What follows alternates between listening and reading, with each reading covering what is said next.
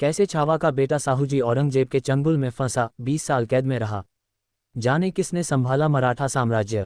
Chhaava Maratha empire history. अपनों की धोखेबाजी के चलते साल 1688 में संभाजी को औरंगजेब ने पकड़ लिया और इस्लाम धर्म अपनाने के लिए दबाव डाला।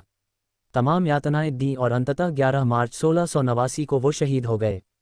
आइए जान लेते हैं कि छावा के शहीद होने के बाद मराठा साम्राज्य का क्या हुआ। कैसे उनके बेटे साहूजी 20 साल औरंगजेब की कैद में रहे। किसने किसने मराठा साम्राज्य की सत्ता संभाली। मराठा साम्राज्य के संस्थापक छत्रपति शिवाजी ने साल 1674 में सत्ता संभाली और साल 1680 में उनका निधन हो गया था।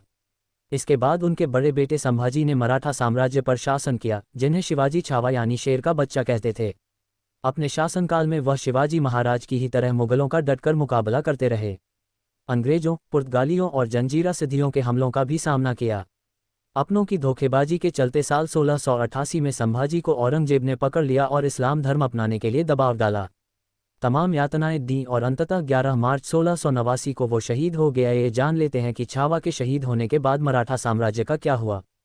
कैसे उनके बेटे साहूजी 20 साल औरंगजेब की कैद में रहे। किसने किसने मराठा साम्राज्य की सत्ता संभाली। संभाजी के निधन के बाद छोटे भाई ने संभाली सत्ता। संभाजी के निधन के बाद 12 मार्च 1689 को उनके सौतेले छोटे भाई राजाराम को मराठा साम्राज्य का छत्रपति बनाया गया। उनके सिंहासन पर बैठने के 13 दिनों बाद 25 मार्च 1689 को मुगलों ने रायगढ़ पर हमला कर दिया। एक बार फिर छत्रपति धोखेबाजी के शिकार हुए और सूर्याजी पिसाल के चलते रायगढ़ का किला औरंगजेब के कब्जे में चला गया। औरंगजेब ने संभाजी महाराज की पत्नी महारानी येसुबाई और उनके बेटे साहूजी को कैद में डलवा दिया। वहीं छत्रपति राजाराम प्रतापगढ़ की ओर चले गए। वहां से आगे विशालगढ़ के किले में पहुंचे तो मुगल वहां भी पीछा करते रहे। जुल्फिकार खान के नेतृत्व में मुगल सेना लगातार दक्षिण में आगे बढ़ रही थी और पन्हला पर कब्जा कर लिया। इससे छत्रपति को लगा कि विशालगढ़ पर भी मुगल हमला करेंगे, इसलिए छत्रपति राजाराम वहां से भी निकल गए और जिंजी तमिलनाडु के किले में पहुंच गए, जिसे मराठा साम्राज्य की नई राजधानी बनाया। संभाजी के निधन के बाद 12 मार्च 1689 को उनके सौतेले छोटे भाई राजाराम को मराठा साम्राज्य का छत्रपति बनाया गया।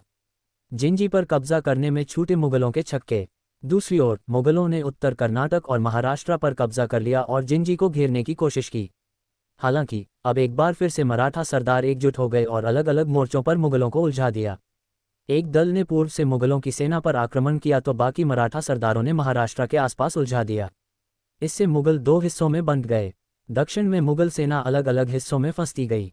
साल 1698 तक मराठा सेना जिंजी के किले को बचाए रखी। इसका कारण था जिंजी की भौगोलिक स्थिति। मुगल सेना के पास हाथी और तोप की ताकत थी, पर जिंजी तीन ओर से पहाड़ियों में घिरा था।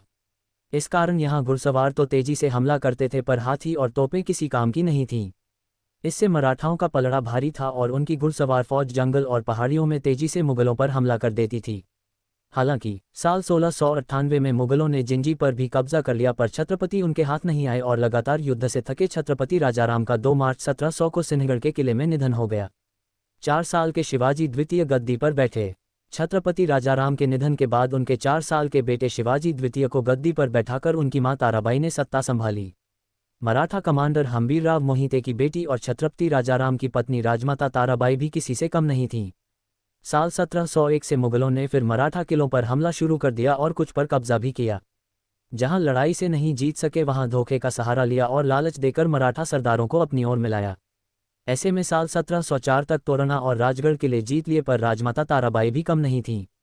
उन्होंने मुगल सरदारों को लालच दिया, सेना का सहारा लिया और साल 1705 में उत्तर में भोपाल और भरोच को हासिल कर लिया। औरंगजेब के निधन के बाद उसके शहजादों में गद्दी को लेकर खींचतान शुरू हो गई और आखिरकार बहादुर शाह प्रथम बादशाह बना। आखिरकार वापस लौटा औरंगजेब। साल 1706 ईस्वी में मराठा सेना ने गुजरात के साथ ही मध्य भारत में भी सेंध लगानी शुरू कर दी। इससे औरंगजेब का हौसला टूटने लगा और मुगल सेना ने उसी साल दक्षिण से वापसी शुरू कर दी। थका हारा औरंगजेब 1707 ईस्वी में बुरहानपुर पहुंचा और 21 फरवरी 1707 को उसका निधन हो गया। औरंगजेब के निधन के बाद उसके शहजादों में गद्दी को लेकर खींचतान शुरू हो गई और आखिरकार बहादुर शाह प्रथम बादशाह बना। उसने चाल चलते हुए संभाजी महाराज के बेटे साहूजी को कैद से आज़ाद कर दिया। तब तक उनके कैद में रहते 20 साल बीत चुके थे। हालांकि उनकी मां रानी येसुबाई को कब्जे में ही रखा। साहूजी महाराज बने छत्रपति। कैद से छूटने पर साहूजी ने मराठा साम्राज्य पर दावा ठोंक दिया। शुरू में रानी ताराबाई ने उनके अधिकार से इनकार किया, पर अंततः साहूजी को राजा बना दिया गया। वहीं छत्रपति राजाराम की दूसरी पत्नी राजसाबाई और उनके पुत्र संभाजी द्वितीय ने रानी ताराबाई और शिवाजी द्वितीय को जेल में कैद करवा दिया। जेल में ही साल 1726 में शिवाजी द्वितीय का निधन हो गया। साहूजी ने 1708 से लेकर 1749 तक मराठा साम्राज्य पर शासन किया और सतारा को आधिकारिक राजधानी बनाया। साल 1730 में छत्रपति साहूजी ने रानी ताराबाई को कैद से रिहा कर दिया और उन्हें सतारा में रहने दिया।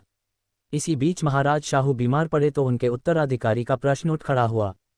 छत्रपति राजाराम के बेटे संभाजी द्वितीय ने साहूजी का विरोध किया था, इसलिए उनको सत्ता मिलनी नहीं थी।